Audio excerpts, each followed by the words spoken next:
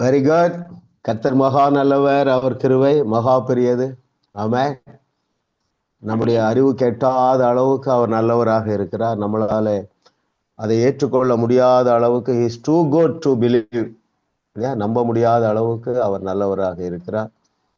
ஆமா, நம்முடைய மனித அறிவு கெட்டாத அளவுக்கு அவருடைய கிருபை பெரியதா இருக்கிறது. இன்னும் பாருங்கள், ஒரு 2-3 காரியங்களை நீங்க ஞாபகத்துல வைத்துக் கொள்ளலாம். ஏன் அவரு நம்ப முடியாத அளவுக்கு நல்லவர் என்று நான் அடிக்கடி சொல்லுகிறேன் என்றால், ஒரு சாதாரண ஒரு வாழ்க்கைக்கு தேவன் ஒருவரையும் அழைக்கவில்லை. அதாவது ஒரு சாதாரண ஆசீர்வாதத்திற்கு ஒருவரை அழைக்கவில்லை, சாதாரண ப்ரொமோஷனுக்கு ஒருத்தரை அழைக்கவில்லை, சாதாரண அற்புதங்கள் செய்ய யாரையும் அழைக்கல. சரிங்களா? ஆமா. அந்த 3.5 ஆண்டுகளிலே அவர் செய்த அதிசயங்களை எழுதினால் அந்த புஸ்தகங்கள் உலகம் கொள்ளாது என்று எழுதியிருக்கு பாருங்க. அதே அளவு அற்புதம் செய்ய தேவன் நம்மை அழைத்திருக்கிறார். ஆபிரகாமுடைய பூமி தாங்க முடியாத ஆசீர்வாதங்களை எழுதியிருக்கு. அந்த அளவுக்கு ஆசீர்வாதங்களினால் நாம் நிரப்பப்பட வேண்டும் என்று தேவன் விரும்புகிறார். சரிங்களா? ஆமா.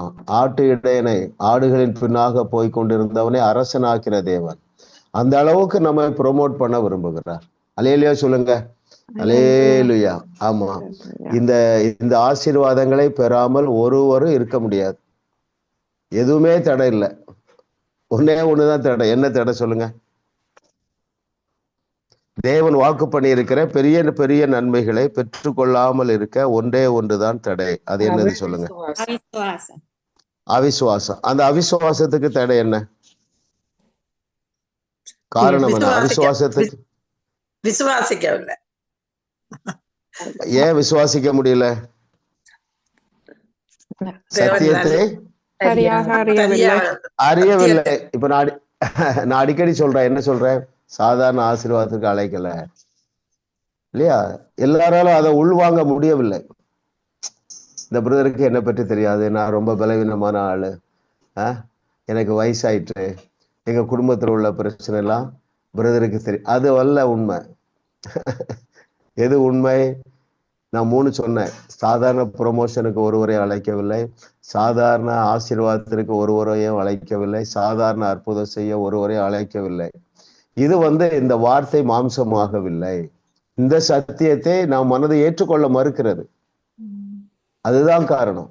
சோ தேவன் நம்மை அதிசயமாய் நடத்தி வந்திருக்கிறார். அவர் கிருபை பெரியது, பெரிய நன்மைகளை நீங்கள் பெற்றுக்கொள்ளுவீர்கள். கர்த்தர் மகா நல்லவர். பாருங்க, அவருடைய கிருபையினாலே இந்த யுத்தம் முடிந்தது என்கிற பாட புஸ்தகத்திலிருந்து 9 வகுப்புகளை நாம் பங்கு பெற்றிருக்கிறோம். 9 வகுப்புகளிலே பங்கு பெற்ற 90 கேள்விகளுக்கு பதில்களை கண்டுபிடித்தோம். இன்றைக்கு 20வது, அதாவது 10வது கடைசி பாடம். சரிங்களா? அதிலே அத்தியாயம் 20, 21, 22 ஆகிய 3 சாப்டர்ஸ்ல இருந்து தேவனுடைய ஆவியானவர் மறைவான பொக்கிஷங்களை நமக்கு அவித்து தரப்போகிறார். கர்த்தருக்கு மகிமை உண்டாவதாக. நாம் இப்பொழுது நேரடியாக வகுப்புக்கு சென்று விடலாம்.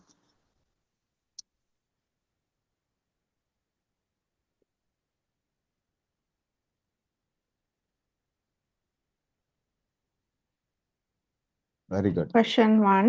சத்தியத்தை சரியாக அறியாத விசுவாசிகள் என்ன தவறான எண்ணத்தில் சிக்கி இருக்கின்றனர்? அவர்கள் அறியாத சத்தியம் என்ன? Very good. யார் சொல்றாங்க?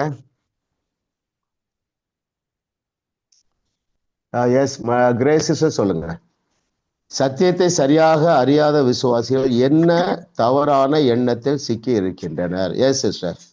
தேவனுடைய அன்பு நிபந்தனையற்ற என்பதை உணரவில்லை. ஏனென்றால் தேவன் இன்னும் அவர் அதிகம் நேசிக்கும்படி செய்வதற்காக ஏதோ ஒன்று எப்பொழுதும் செய்து கொண்டிருக்க மாட்டேன் என்று செய்ய வேண்டும் தவறான எண்ணத்துல இருக்கிறாங்க. வெரி குட், கரெக்ட் பதில். பாருங்க, பேஜ் 239ல அந்த சிறந்த ஊழியம் என்கிற பேராகிராஃப்ல மிடில் பாருங்களேன். தேவன் என்னை நேசிக்கும்படி செய்ய நான் ஏதாவது செய்தாக வேண்டும் என்ற எண்ணத்திற்குள் நான் சிக்கி கொண்டேன் இல்லையா? இன்னைக்கு கிறிஸ்தவம் இதுலதான் சிக்கி இருக்கிறது.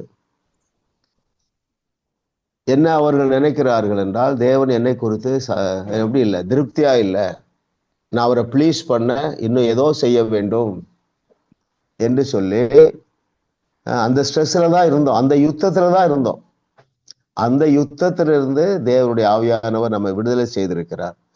ஏன் அப்படி நினைக்கிறார்கள்? இன்னும் என்னை குறித்து தேவன் திருப்தியாக இல்லை என்கிற தவறான எண்ணத்தை கொண்டு வருவது என்ன அறியாமை என்றால், தேவனுடைய அன்பை குறித்த ஒரு வெளிப்பாடு இல்லை. நான் அதை இன்னும் சில வசனங்கள் சேர்த்து வாசிக்கிறேன் பாருங்களேன். பேஜ் 239 மிடில் இருக்கு. தேவனை நான் முழு இருதயத்தோடு நேசித்த போதிலும் தேவன் என்னை நேசிக்கும்படி செய்ய நான் ஏதாவது செய்தாக வேண்டும். அவருடைய மனசை திருப்பணும், என் பக்கம் இழுக்கணும். எனவே நான் என்ன செய்யணும்? ஏதாவது செய்தாக வேண்டும் என்ற எண்ணத்திற்குள் நான் சிக்கி கொண்டேன். ஆகையால் நான் எப்பொழுதும் ஏதாவது நல்ல காரியங்களையே செய்து கொண்டிருப்பேன். தேவன் என் மீது வைத்திருக்கிற அன்பை குறித்த வெளிப்பாடு உண்மையில் என்னிடத்தில் இல்லை. தேவன் என்னை நேசிக்கிறார் என்று நான் சொல்லிக் கொள்வேன், ஆனால் உண்மையில் அதன் அர்த்தத்தை நான் விளங்கி கொள்ளவில்லை. தேவனுடைய அன்பு நிபந்தனையற்றது என்பதை நான் உணரவில்லை. இல்லை என்றால் தேவன் என்னை இன்னும் அதிகம் நேசிக்கும்படி செய்வதற்காக ஏதோ ஒன்றை எப்பொழுதும் செய்து கொண்டிருக்க மாட்டேன். இல்லையா? உங்களை எல்லாருக்கும் விளங்கி இருக்கும்.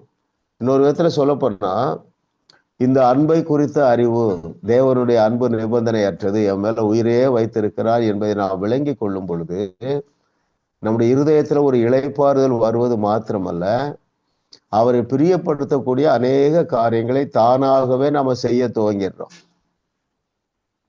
ரைட்? ஆனாலும் அதுல குறைவு இருக்கிறது. அந்த குறைவுகளின் மத்தியிலும் நம்முடைய இருதயம் தெளிவா இருக்குது. எப்பா, எங்க அப்பா என் மேல அன்பாகவே இருக்கிறார், சரியா, உயிரையே வைத்திருக்கிறாரு என்பதை தேவன் நமக்கு வெளிப்படுத்தி இருக்கிறதற்காக அவருக்கு நன்றி சொல்லுவோம். இல்லை என்றால் நிறைய பின்வாங்கி போயிட்டாங்க. அவரை சாட்டிஸ்ஃபை பண்ண என்னால முடியாது, அவருடைய ஸ்டாண்டர்ட் அவ்வளோ ஸ்டாண்டர்ட். ஏன் அப்படி நினைக்கிறாங்க? விசுவாசம் மட்டுமே அவரை சாட்டிஸ்ஃபை பண்ணும். என்ன விசுவாசம்? நான் என்னுடைய ஸ்பிரிட் மேல முற்றிலுமாக தகுதியாக்கப்பட்டிருக்கிறேன். ஆவியான தேவன் ஆவியோடு கனெக்ட் ஆகிறாரு, அதுல இட் இஸ் பர்ஃபெக்ட்லி பர்ஃபெக்டட் என்கிற நாலேஜ் நமக்கு கிருபையாக தேவன் தந்ததற்காக தேவனுக்கு நன்றி சொல்லுவோம். தொடர்ந்து 2வது கேள்விக்கு நான் போகலாம்.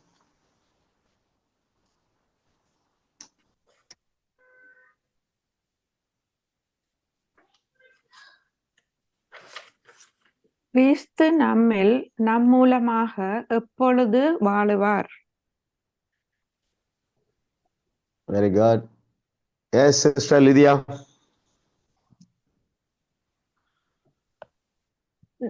236வது பொட்டத்துல இருக்குப்பா சார்.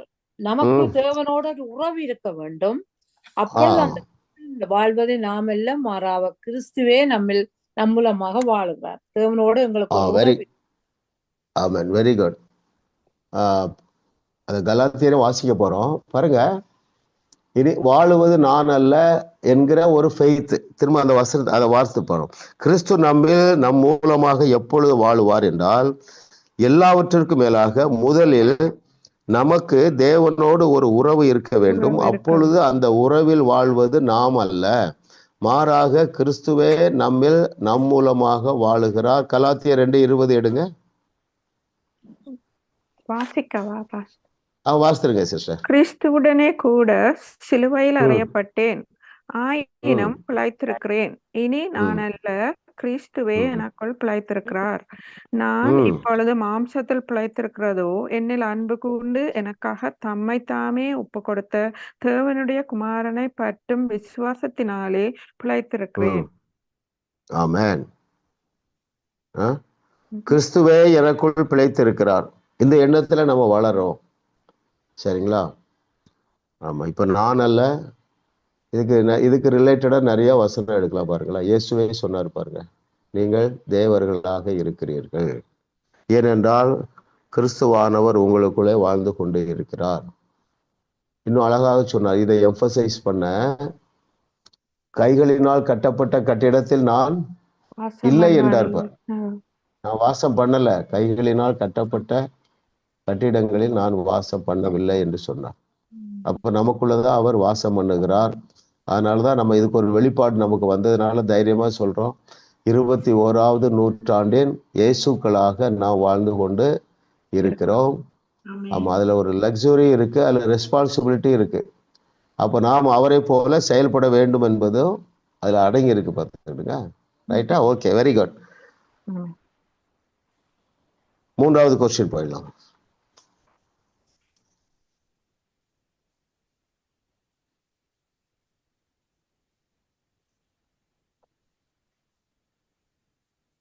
அன்று நம்பிக்கொண்டிருந்த எந்த இரு காரியங்கள் தேவனை கனவீனம் பண்ணிட்டு?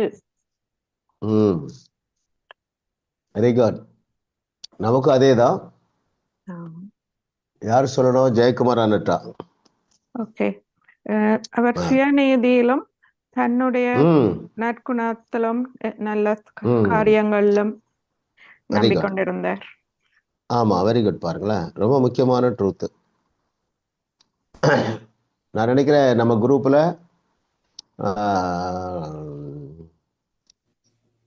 தேவன் என்னை குறித்து திருப்தியாக இருக்கிறார் என்கிற எண்ணத்துல ஓரளவு நம்ம வந்திருப்போம். அதுல நம்ம பூரணமாக வர வேண்டும். இல்லை என்றால் சுய நீதியை நம்ம தேடிக்கொண்டே இருப்போம், அதிருப்தியிலே இருப்போம். இந்த அதிருப்தி உங்களுடைய விசுவாசத்தை பலவீனப்படுத்திடும் இல்லையா? தேவன் என்னை குறித்து சந்தோஷமா இருக்கிறாரா? நல்லா தெரிஞ்சுக்கிடுங்க. இன்னைக்கு நான் முக்கியமான ஏற்கனவே சொன்னதை சொல்றேன். நீங்கள் இயேசு கிறிஸ்துவை சொந்த இரட்சகராக ஏற்றுக்கொண்டதுதான் மிகப்பெரிய மிராக்கிள். எத்தனை டெட் ரைஸ் பண்றதை விட மிகப்பெரிய மிராக்கிள் நம்ம எல்லாருக்கும் நடந்துட்டு. சரிங்களா? ஆமா, அது ஒரு பேக்கேஜ் அடிக்கடி சொல்றோம் இல்லையா? அதுல எல்லா வாக்கு பண்ணி இருக்கிற எல்லாமே அதுல அடங்கி இருக்கிறது. நான் உங்களுக்கு நீதியா இருக்கிறேன், நான் உங்களுக்கு பரிசுத்தமா, இது எல்லாம் அடங்கிட்டு. ரைட்? ஆமா. அப்போ நம்முடைய கிரியைகள் இல்லையா? நான் என்ன செய்யறேன்? ரொம்ப நேரம் நான் நல்லா ஜெபம் பண்ண முடியுது. இதெல்லாம் சுயநீதி.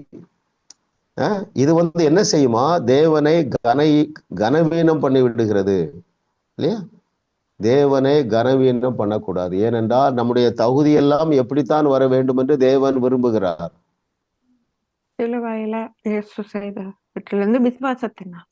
விசுவாசத்தினாலதான் நம்ம தகுதி அடைய வேண்டும் என்பதில் அவர் ரொம்ப சீரியஸா இருக்கிறார். இல்லை என்றால் சிலுவை வீணாகி விடுகிறது இல்லையா? அப்ப சிலுவையில் அவர் அவ்வளவு சிரமப்பட்டார், அவ்வளவு கேவலத்தை, அவமானத்தை, நிந்தையை சுமந்தார், வேதனையை சுமந்தார், நொறுக்கப்பட்டார், கிழிக்கப்பட்டார். அதை நம்ம கனம் பண்ணணும், கனவீனம் பண்ணக்கூடாது.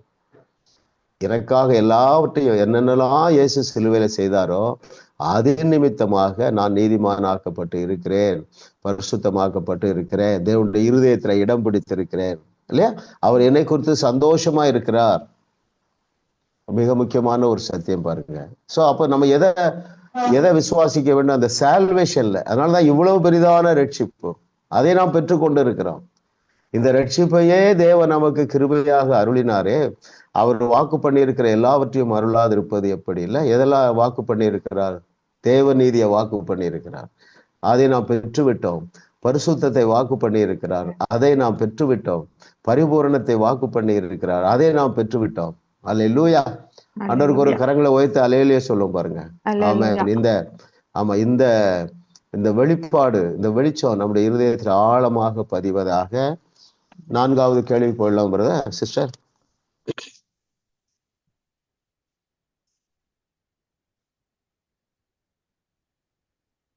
தன்னை தேவன் எந்த அளவு நேசிக்கிறார் என்பதை ஒருவர் அறிந்து கொண்டால் தானாகவே அவர் செய்ய துவங்கும் இரு காரியங்கள் யாவை? Very good. கேள்வியை நல்லா மனதில் வைத்துக் கொள்ளுங்க. உங்களுக்கு தெரிந்தாலும் கூட நான் கேள்வியை வாசிக்கிறேன், நீங்க அதை ஆழமா சிந்திக்கலாம். எந்த அளவு என்னை நேசிக்கிறார் என்பதை ஒருவர் அறிந்து கொண்டால் தானாகவே அவர் செய்யும் 2 காரியங்கள் யாவை? Sister mercy. இப்ப வெளியே போய் பாஸ்டர், வெளியே எங்களுடைய விசுவாசத்தை மற்றவரிடத்தில் நாங்கள் பகிர்ந்து கொள்ள. Very good.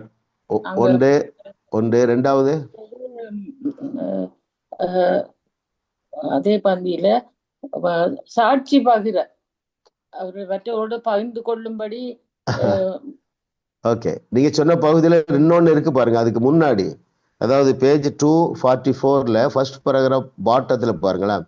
நீங்கள் உண்மையிலே தேவன் உங்களை எவ்வளவு நேசிக்கிறார் என்பதை அறிந்து கொண்டால், ஒன்று, முதலாவது, நீங்கள் அவரை அளவுக்கு அதிகமாக நேசிப்பீர்கள். இரண்டாவது, வெளியே சென்று உங்களுடைய விசுவாசத்தை மற்றவரிடத்தில் நீங்கள் பகிர்ந்து கொள்ள வேண்டும் என்று யாரும் உங்களுக்கு பிரசங்கிக்க வேண்டிய அவசியம் இல்லை. 2 பாயிண்ட், சரிங்களா? 2 எழுதியிருந்தா 5 + 5 10 மார்க்ஸ். கேள்வி நான் திரும்ப வாசிக்கிறேன். நம்மை தேவன் எந்த அளவு நேசிக்கிறார் என்பதை ஒருவர் அறிந்து கொண்டால், தானாகவே அவர் செய்கிற முதலாவது காரியம் அவரை அளவுக்கு அதிகமாக நேசிக்க ஆரம்பிச்சிடும். ரெண்டாவது, தானாகவே மற்றவர்களுக்கு அந்த அன்பை பேச ஆரம்பிச்சிருவோம். நான் நினைக்கிறேன் உங்களை எல்லாருமே பார்த்தீங்கன்னா, நம்ம ஏற்கனவே நீங்க பல ஆண்டுகளுக்கு முன்பதாக ரட்சிக்கப்பட்டு இருந்தாலும், இப்போ இந்த வகுப்புகளிலே தேவனுடைய அன்பை நாம் தியானிக்கிறதுனால உங்களை அறியாமலே தேவனுடைய அந்த ஆசீர்வாதங்களை, தேவனுடைய பாவ மன்னிப்பை, தேவனுடைய அன்பை மற்றவர்களுக்கு சொல்ல நீங்க உங்களுக்குள்ள ஒரு இன்க்ளினேஷன் இருக்கும். எதுல அது தோன்றுகிறது? அவரை அளவுக்கு அதிகமாக நேசிக்கிறதுனால. எதனால அவரை நேசிக்கிறோம்? அவர் நம்மை நிபந்தனை இல்லாமல் நேசிக்கிறார் இல்ல? நம்ம எல்லாருக்கும் தெரியும் நம்முடைய பலவீனங்கள். என்னையே அவர் நேசிக்கிறாரு. எப்படி நேசிக்கிறாரு? என்னை முதலாவது தகுதிப்படுத்திட்டாரு. என்னுடைய கிரியைகளினால் அல்ல, அவருடைய குமாரன் மூலமாக சிலுவையிலே பல கிரியைகளை செய்து நான் அதை விசுவாசித்ததுனால என்னை முற்றிலுமா குவாலிஃபை பண்ணிட்டாரு. முற்றிலுமாக என் மேல் அன்பை வச்சிருக்கிறார். ஸோ இந்த வெளிப்பாடுகள் என்ன செய்யும்னா, தானாகவே மற்றவர்களுக்கு அதை எடுத்து சொல்ல வைக்கும். ரெண்டாவது, அவரை நாம் அளவுக்கு அதிகமாக நேசிப்பீர்கள். கர்த்தர் நல்லவர், அவர் கிருபை என்றும் உள்ளது. பாருங்க, இதை விட பெரிய பாக்கியம் ஒண்ணுமே இல்லை இல்லையா? அவரை அறிகிற அறிவிலே, அவருடைய அன்பை குறித்து அறிகிற அறிவிலே வளர வளர வளர தானாகவே நாம் அவரை நேசிக்க ஆரம்பித்து விடுறோம். நீங்க எழுதி பாருங்க, டைம் கிடைக்கும் போது. அநேக காரியங்களிலே முன்பை விட நீங்கள் அவரை அதிகமாக நேசிப்பீர்கள். கர்த்தர் நல்லவர், அவர் கிருபை என்றும் உள்ளது. 5வது கேள்விக்கு போயிடுவோம். இந்த இப்ப நீங்க சொன்னீங்க பாஸ்டர், அந்த ரட்சிப்பு பெற்ற நாட்கள்லயும் அது கிடைச்சது தானே அந்த அன்பை? ஆமா, அன்னைக்கு அன்னைக்கு அது எல்லாருக்கும் பாருங்க. அன்னைக்கு என்னைக்கு அந்த ஆண்டவரை ஏற்றுக்கொண்டீங்களோ அப்போ அந்த அன்புல ரொம்ப இருந்தோம். என்ன போய் ரட்சித்திருக்கிறாரு, என் பாவங்களுக்கு இவ்வளவு பரிகாரம் பண்ணிட்டாரு. அப்போ அந்த அன்புல இருக்கும் பொழுது நிறைய பேருக்கு நீங்க சொல்லியிருப்பீங்க. அப்புறம் நாளடைவுல என்ன நடந்துட்டுன்னா, நான் என்ன இன்னும் தகுதிப்படுத்தணும், my lord is not so pleased with me, என்னை குறித்து அவர் ரொம்ப திருப்தியா இல்லை, அவரை சாட்டிஸ்ஃபை பண்ண ஓடணுங்கிற அந்த ரேஸ்ல ஓடிட்டே இருந்தமே தவிர அவரை குறித்து அறிவிலே வளர்ந்து அந்த அன்பிலே நாம் பெருகவில்லை.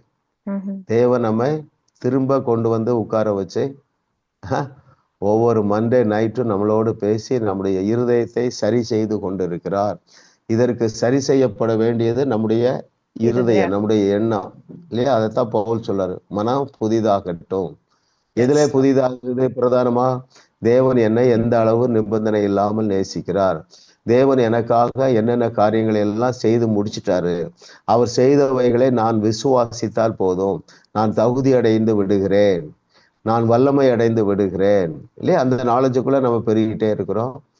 ஆமா, இன்னும் நம்ம கற்றுக்கொள்ள வேண்டியது ஏராளம் இல்லையா? பவுல் சொல்றாரு, நான் அடைந்தாயிற்று என்று நினைக்கலங்கிறார்.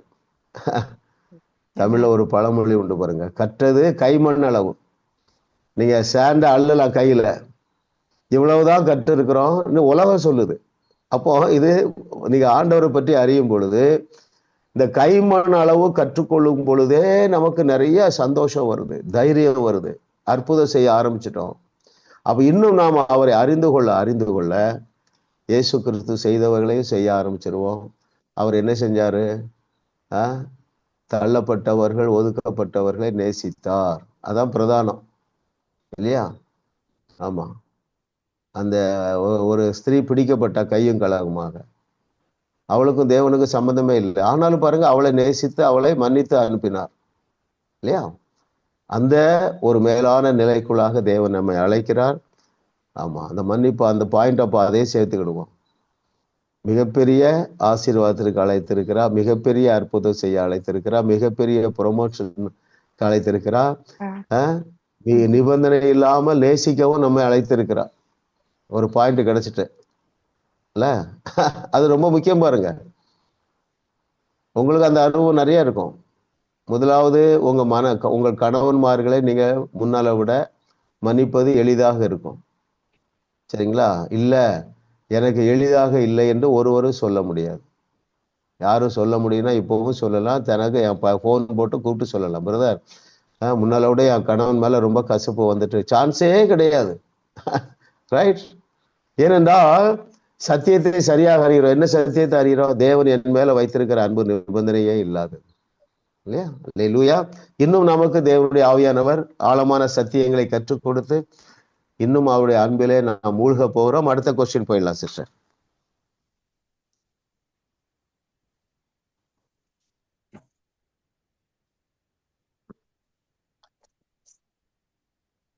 தேவனுடைய எந்த அன்பை அறிந்து கொள்ளுகிறவர்களால் மற்றவர்களை நேசிக்க முடியும்?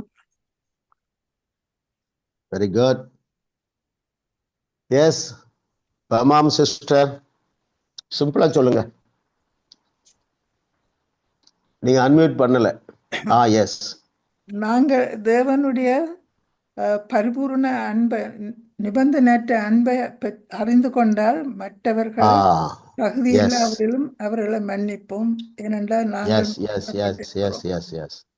வெரி குட், கரெக்டான பதில். பாருங்க, நிபந்தனையற்ற அன்பு, இதை நம்ம இன்னைக்குல இருந்து நம்ம இன்னும் அதை நீங்க தியானிங்க, அதை ஞாபகத்துல வைங்க இல்லையா? பேஜ் 252 பாட்டத்துல இருக்கு பாருங்க. நீங்கள் தேவனுடைய நிபந்தனையற்ற அன்பை பெற்று அந்த அன்பு உங்களில் வாசம் பண்ணும்படி இடம் கொடுத்தால் மற்றவர்களையும் நேசிக்கும் ஒரு இடத்திற்கு நீங்கள் தானாகவே வந்து விடுவீர்கள் இல்லையா? இந்த தானாக என்பது வேதத்துல ஒரே ஒரு இடத்துல சொல்லியிருக்கு. யாராவது சொல்ல முடியுமா? திங்க் பண்ணுங்க, நானே சொல்றேன், தெரிஞ்சா சொல்லலாம். அதாவது தானாகவே என்ன செய்யணும்? முளை கிளம்பும். ஒரு விதையை விதைத்தா அந்த விவசாயி என்ன செஞ்சிருவாரு? போய் வீட்டுல தூங்குவாரு. ஆனா விதை தூங்குவதில்லை, தானாகவே முளைக்கிறது.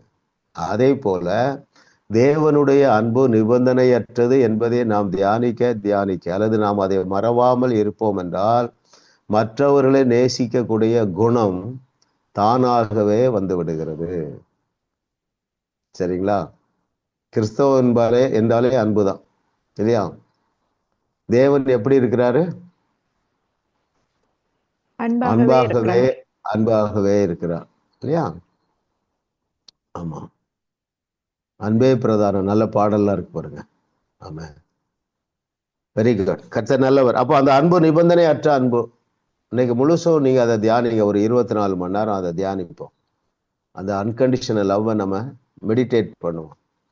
அவருடைய அன்பு பாருங்கள், ஈவன் பழைய ஏற்பாட்டில் கூட நிபந்தனை அற்றதாக தான் இருந்தது. பழைய ஏற்பாட்டில் கூட அந்த நியாயப்பிரமாணத்திற்கு கீழே கூட அந்த அன்பு பலருக்கு நிபந்தனை அற்றதாக இருந்தது. ரைட்? பாருங்களேன், அதுக்கு முன்னாடி யோசிப்போம். மோசே காலத்துக்கு முன்பதாக, நியாயப்பிரமாணம் இல்லாத காலத்துல முதல் கொலை செய்தவன் யார்?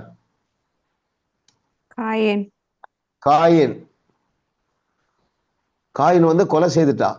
ஆனா பாருங்க, அவனோட டிஸ்கஸ் பண்ணிட்டு தான் இருக்கிறார், ரிஜெக்ட் பண்ணல.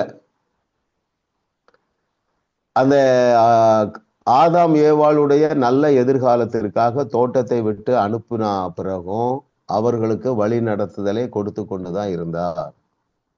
காயின் முதல் கொலை செய்தவனோடு பேசி கொண்டுதான் இருந்தார் இல்லையா? கர்த்தர் நல்லவர் பாருங்க, அவர் கிருபை என்றும் உள்ளது. அடுத்து வாங்க, நியாயப்பிரமாண காலம் 1500 years from Moses to the cross. மோசேக்கும் சிலுவைக்கு இடையில 1500 ஆண்டுகள் நியாயப்பிரமாண காலம். யாரெல்லாம் மனம் திரும்ப ரெடியா இருந்தார்களோ அத்தனை பேர் மேலும் நிபந்தனையற்ற அன்பை வைத்தாரை தவிர அவர் மோசே மூலமாக கொடுத்த அந்த நியாய பிரமாணத்தை எக்ஸிக்யூட் பண்ணல. உதாரணத்துக்கு பாருங்களேன், ஆட்டிடையன் இல்லையா, அவன் செய்யாத தவறுகள் இல்லை, ஆனாலும் இருதயத்துக்கு ஏற்றவர் என்கிறார் இல்லையா. ஏன்னா ஒரு தவறு செய்துட்டாலும் ஆண்டவரிடத்துல என்ன செஞ்சிடறான், ஒப்புரவாகி விடுகிறான். அவர் நியாயபுரமான சட்டத்தை அவன் மீது வைக்கவில்லை. எந்த சங்கீதத்துல நல்லா எழுதியிருக்கு அவருடைய மனம் திரும்புதலை? 51வது சங்கீதம். ஆமா பாருங்க இல்ல. அப்போ அந்த மனம் திரும்புகிற இருதயம் நாம் யாவருக்கும் இருக்கின்றது. ஆமா ஆமா, நான் எப்படி அதை உறுதியா சொல்றேன்னா, ஆகினால்தான் இந்த வகுப்புகள்லாம் உங்களுக்கு ரொம்ப இன்ட்ரெஸ்டா இருக்கு. இஸ்ரவேல் ஜனங்கள் வனாந்தரத்தில் அநேகர் மரித்து போனார்கள். அவர்கள் வணங்கா கொளுத்துள்ளவர்கள், மனம் திரும்ப ரெடியா இல்ல. காலேபு யோசுவாவோ அவ்வளவு பகிரங்கமா பேசுறாங்க, சட்டையை கிழிக்கிறாங்க, டேய் தப்பு பண்ணிடாதீங்க, முறுமுறுத்துறாதீங்க, நம்ம தேவன் நமக்காக யுத்தம் செய்வார், அவர்கள் நமக்கு இரையாவார்கள் சொன்னது மாத்திரமல்ல, யோசுவா சூரியன் சந்திரனை நிறுத்துறான், அப்பொழுதும் அவர்கள் முரட்டாட்டம் தான் பண்ணுகிறார்களே தவிர மனம் திரும்ப யாரும் ஆயத்தமா இல்லை. அப்போ தேவனுடைய அன்பு நிபந்தனை அற்றது என்பதை யார் யாரெல்லாம் பழைய ஏற்பாட்டிலையும் புதிய ஏற்பாட்டிலையும் அறிந்திருந்தார்களோ அவர்கள் துணிகரமான பாவத்திலிருந்து லகுவாக வெளியே வந்து விடுவார்கள். ஆமே. ஐயோ நான் பாவத்துல மூழ்கிறேன், நான் மூழ்கவே முடியாது இல்லையா. அந்த நிபந்தனை அற்ற அன்பு, அதை நம்ம மெடிடேட் பண்ணுவோம். நான் சொன்ன 24 மணி நேரம் இல்லையா, நீங்க அதை திங்க் பண்ணுங்க. இன்னைக்கு நாள் முழுவதும் என்னது, உங்களுக்கு இரவு ஆயிட்டு நாளைக்கு நீங்க இதே மெடிடேட் பண்ணுங்க. அவருடைய அன்பு அன்கண்டிஷனல் ஆகும். தாவீதுக்கு அவருடைய அன்பு அன்கண்டிஷனலா இருந்தது, காயினுக்கு அப்படி இருந்தது. ப்ரொடெக்ஷன் கொடுக்கிறாரு. அவன் தேவன் விரும்பின பலி செலுத்தின ஆபேலை கொலை செய்கிறான், ஆனா அந்த கொலை செய்தவனுக்கு தேவன் பாதுகாப்பு கொடுக்காரு. உன்னை யாராவது ஏதாவது பண்ணினா அவன் மேல 7 பழி சுமரும் என்று அவனுக்கு பாதுகாப்பு கொடுக்காரு. அந்த தேவன், நம்முடைய தேவன் உங்க மேல அதிக உயிரை வச்சிருக்கிறாரு. ஏனென்றால் தாவீதோ காயினோ பழைய ஏற்பாட்டுல யாருமே தேவனுடைய பிள்ளைகள் என்கிற ஸ்டேட்டஸ் கிடையாது. நாம் அவருடைய பிள்ளைகளா இருக்கிறோம். யார் நம்மை தெரிந்து கொண்டார்? நாம் தேவனை தெரிந்து கொண்டோமா, தேவன் நம்மை தெரிந்து கொண்டாரா? தேவன் நம்மை தெரிந்து கொண்டார். தேவன் தான் நம்மை தெரிந்து கொண்டிருக்கிறார், மகனாக மகளாக தெரிந்தெடுத்திருக்கிறார். நாம் அவருடைய அந்த திரியேக தேவனுடைய வட்டத்துக்குள்ளதான் இருக்கோம், அவருடைய பிரசன்னத்திற்குள்ளேதான் இருக்கிறோம், அவருடைய ஆளுகைக்குள்ளாதான் இருக்கிறோம் இல்லையா. அவர் இருக்கிற பிரகாரமாகத்தான் இருக்கிறோம். நம்மிடத்திலே பழுதொன்றும் இல்லை. கர்த்தரை தெய்வமாக கொண்ட நாம் பாக்கியவான்கள். ஏனென்றால் நம்முடைய ஸ்பிரிட் மேன்ல பழுதொன்றுமே இல்லை. அல்லேலூயா. கர்த்தர் நல்லவர். இது எல்லா மேலான நன்மைகளை பெற்றுக்கொள்ள ஒரே ஒண்ணுதான் காரணம், அவருடைய நிபந்தனை இல்லாத அன்பு. ரைட்.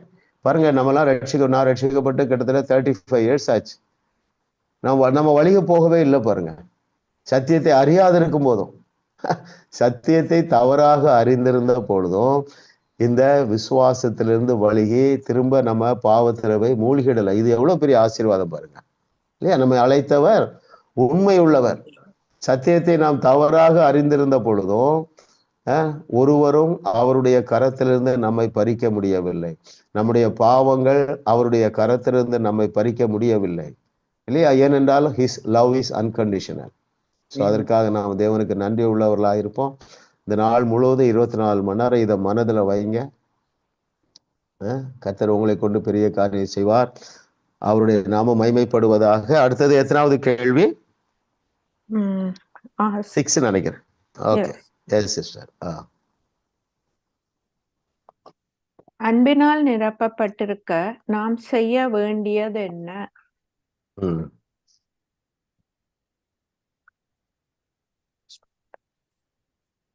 மகேஸ்வரி சிஸ்டர் நினைக்கிறேன்.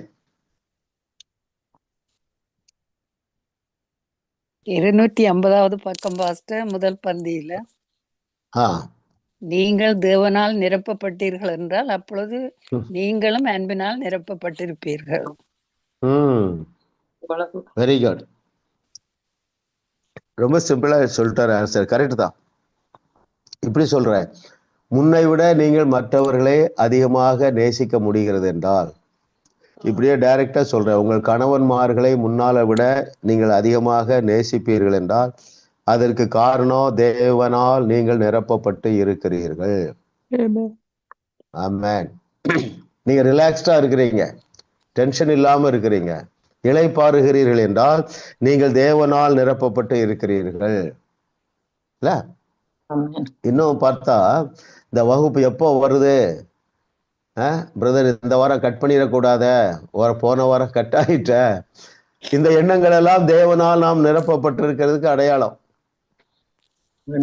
வசன வாஞ்சை இருக்கு பாருங்க, தேவன் மீது, தேவனுடைய வார்த்தையின் மீது வாஞ்சை கான்ஸ்டன்டா இருக்குது இல்லையா? இது எல்லாம் எஸ், இதெல்லாம் தேவனால் நாம் நிரப்பப்பட்டு இருக்கிறோம். ஆமென். தேவனால் நிரப்பப்படுவது என்பது அவருடைய பிரசன்னத்தை 24/7 உணர்வது, என்ஜாய் பண்ணுவது, தேங்க்ஃபுல்லா இருக்கிறது, இவைகள் எல்லாமே தேவனால் நிரப்பப்பட்டு இருப்பதற்கு அடையாளம். உங்களுக்காக நான் தேவனை துதிக்கிறேன், நீங்க எல்லாரும் அந்த ஸ்டாண்டர்டுக்கு வந்துட்டீங்க. ஆமா, அல்லேலூயா. கர்த்தர் நல்லவர். பாருங்க, சந்தேகமே வரக்கூடாது, தேவனால் நான் நிரப்பப்பட்டிருக்கிறேனா. இயேசு கிறிஸ்துடைய வார்த்தையை பிடிச்சிடுங்க. யோவானுடைய வார்த்தை என்னது? அவர் இருக்கிற பிரகாரமா நம்ம இருக்கிறோம். ஏசப்பாவுடைய வார்த்தை என்ன? எப்பா நீங்க தேவர்களாகவே இருக்கிறீர்கள். அதுக்கு காரணம் என்ன? நீங்கள் வசனத்தை பெற்றுக்கொண்டதுனால, பெற்றுக்கொண்டதுனால வசனத்தின் மீது வாஞ்சை இருக்கு பாருங்க இல்லையா? இப்போ இதுல கிட்டத்தட்ட ஒரு 30 பக்கம் நீங்க ப்ரிப்பேர் பண்ணிருக்கீங்க, படிச்சிருக்கீங்க. இவைகள் எல்லாம் காரணம் தேவனால் நான் நிரப்பப்பட்டிருக்கிறேன். இந்த சென்ஸோட நாம இருந்தா உங்களுக்கு ஒரு போன் வருது, நீங்க பதஷ்டப்பட மாட்டீங்க. ஒரு வயசானவர் எடுத்துக்கிடும், ஸ்ரீலங்காவில இருந்து, ஐயா 70 வயசு நபர் எல்லாம் உங்க ரிலேட்டிவ் இப்படி ஆயிட்டாங்க, தேவனோடு இருக்க போயிட்டாங்க, நீங்க பதற மாட்டீங்க. இப்ப நான் தேவனால் நிரப்பப்பட்டிருக்கிறேன். நான் பேசும் பொழுது இயேசு கிறிஸ்து சொன்ன வார்த்தை நிறைவேறும். அவர் என்ன சொன்னாரு? மரித்தோரை எழுப்புங்கள் என்று சொன்னாரு. அட்டெம்ப்ட் பண்ணிடுவீங்க. நான் பேசுறப்ப அந்த பாடியில காதுல வையே இல்ல, நீங்க இன்னைக்கு அடுத்த இது இன்னொரு திங்கி, நான் தேவனால் நிரப்பப்பட்டிருக்கிறேன். அல்லேலூயா. கர்த்தர் நல்லவர். அப்போ கேள்வி என்ன? அன்பினால் நிரப்பப்பட்டிருக்க நாம் செய்ய வேண்டியது என்னவென்றால்,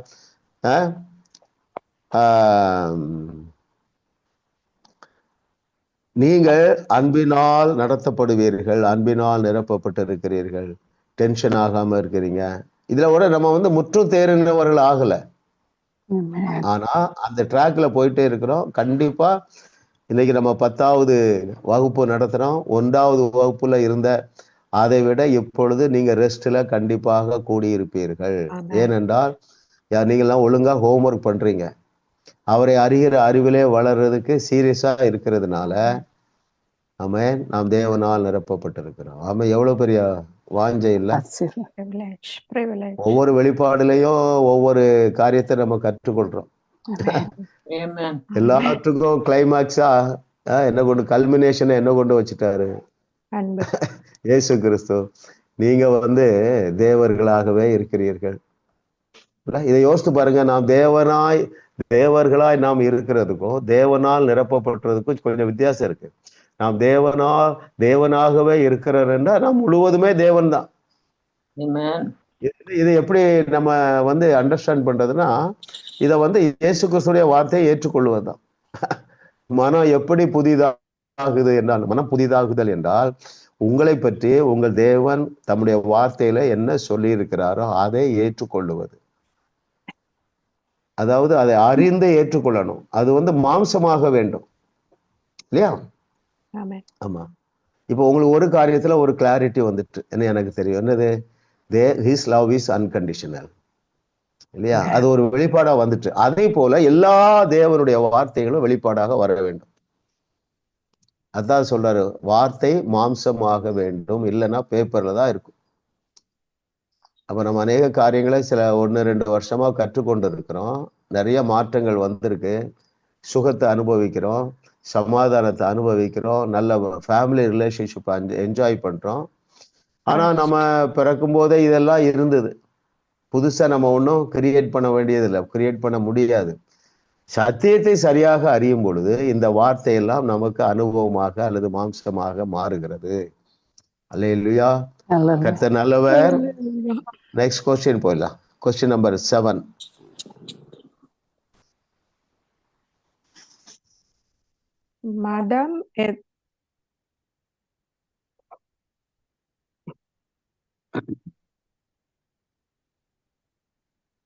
மதம் எதை கையாளுகிறது? தேவன் எதை சரி செய்ய விரும்புகிறார்? முக்கியமான கேள்வி. எஸ். அடுத்தது யாரு சிஸ்டர் லிதியா? நான் சொல்றேன் பிரதர். சொல்லுங்க சிஸ்டர். சொல்லாதவங்க சொல்லுங்க. வெளிய வேலை செய்யணும்னு நினைக்குது. ஆனா ஆண்டவர் இறுதி